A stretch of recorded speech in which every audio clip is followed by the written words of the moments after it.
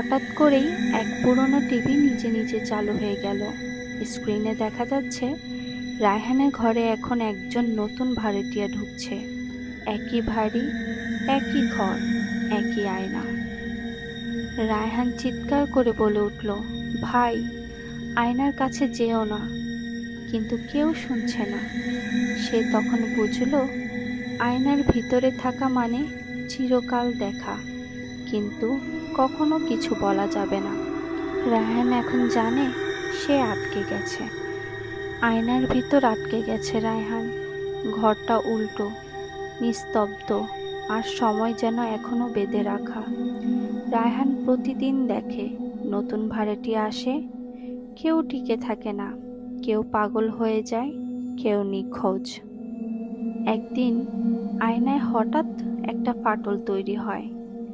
তার ভেতর থেকে বেরোয় আসে এক মেয়ের আত্মা। চুল এলোমেলো, চোখ কাদা কাদা, গলায় দড়ির দাগ। সে চিৎকার করে বলে, আমরা সবাই ছিলাম সাধারণ মানুষ, কিন্তু এই আয়নাটা আমাদের খেয়ে ফেলেছে। রায়হান বিস্মিত হয়ে জানতে চায়, এই আয়নার শুরু কোথা থেকে? মেয়েটা কাপা গলায় বলে, এই আয়নাটা বানিয়েছিল এক লোক, কালা চাঁদ, যিনি কালো